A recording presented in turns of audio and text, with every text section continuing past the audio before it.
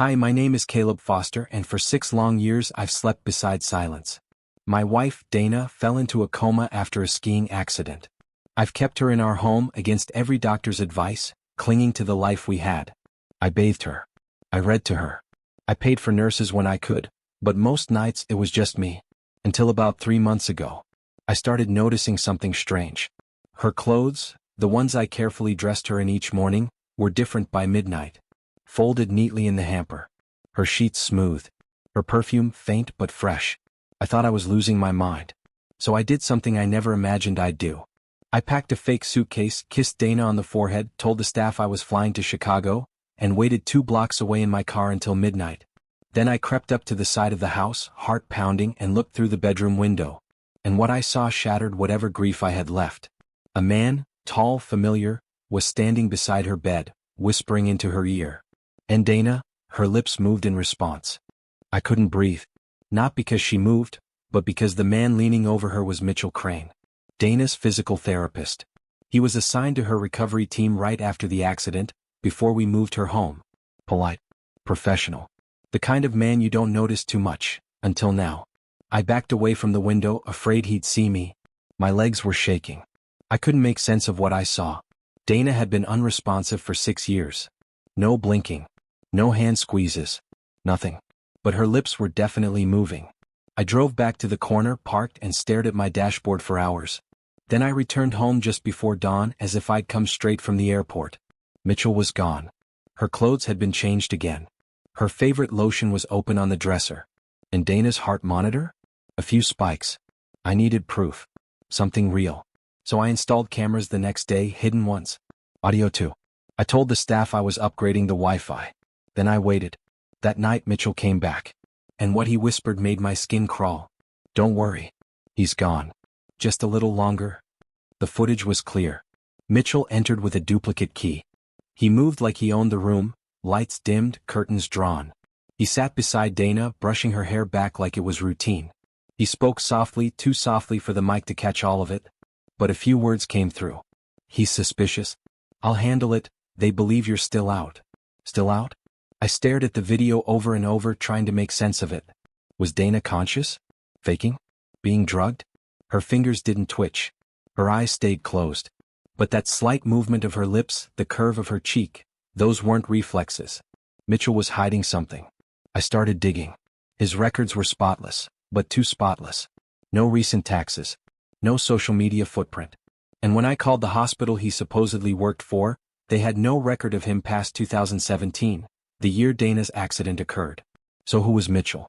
I called a private investigator I trusted, someone discreet. Told him I needed a full workup on Mitchell Crane. And while he worked, I confronted Dana's neurologist and asked a single question. Is it medically possible she's been awake this whole time? His answer chilled me. The neurologist, Dr. Hirsch, looked like I'd just slapped him. He stammered, Mr. Foster, it's highly unlikely, but there have been rare cases of cognitive awareness in coma patients. Covert consciousness. But Dana's vitals, her scans, they've all remained stable. Stable isn't the same as unchanging, I replied. He paused. Why are you asking this now? So I showed him. The video. The whispers. Dana's lips forming words. His face went white. This shouldn't be possible, he murmured. Unless someone's been altering her sedation. That was the crack. Dr. Hirsch pulled Dana's dosage reports. And there it was. Titrations that shouldn't have been made. Slight enough to avoid suspicion. Regular enough to reduce her to a passive state, but not unconscious. Dana hadn't been in a coma. She'd been trapped. And Mitchell had kept her that way. What? That night I got a message from my PI. Mitchell Crane doesn't exist. Real name, Evan Lake. Former anesthesiologist. Lost his license 6 years ago after a scandal involving clinical sedation fraud. The same year Dana had her accident. I suddenly understood. This wasn't just betrayal. This was premeditated. I sat in the dark that night, the house quiet except for the hum of Dana's monitors. My hands were clenched so tight my knuckles ached. Evan Lake, Mitchell, had orchestrated everything.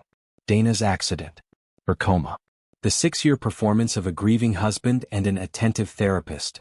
I pulled out every record from that winter trip, and there it was. Evan had been the on-site medic during our ski weekend. Hired by the resort. Unremarkable. blended in. Until the accident. A misdiagnosed concussion.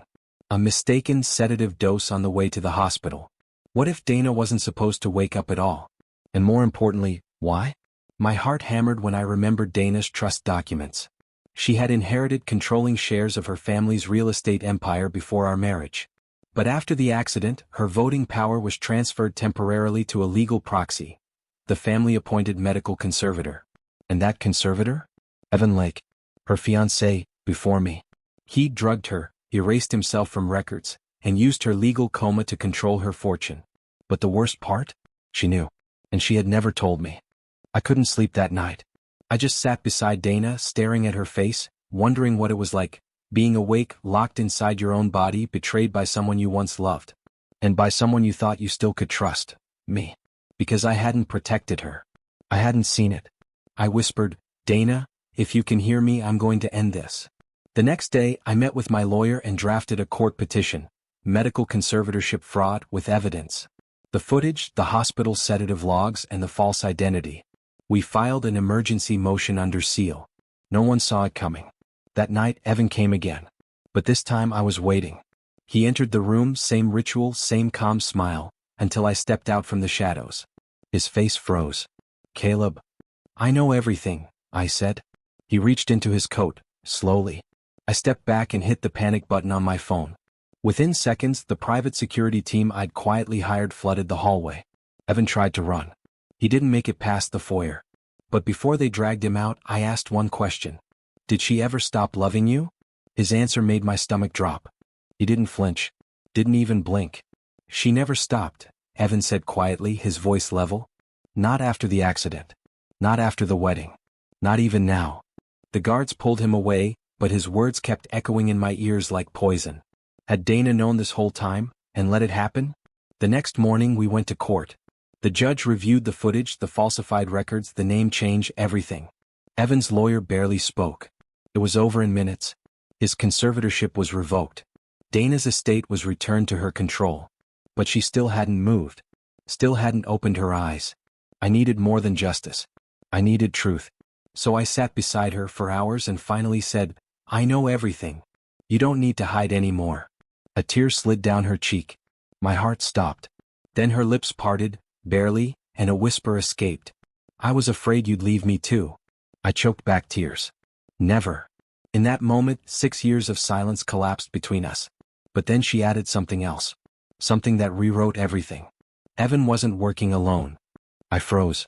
Someone else wanted her unconscious. And I knew exactly who she meant.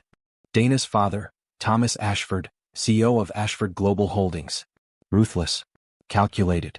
And the only man who stood to gain more than Evan from her silence. When Dana and I married, she tried to wrestle independent control of her shares. Her father blocked it. Said she wasn't ready.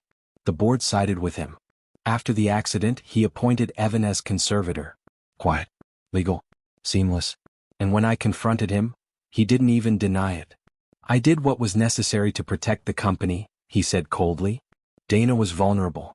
You were a liability. You drugged your own daughter. She's alive, isn't she? I recorded everything. The threats. The justification. The complete lack of remorse. We took it all to the media. Then to the SEC.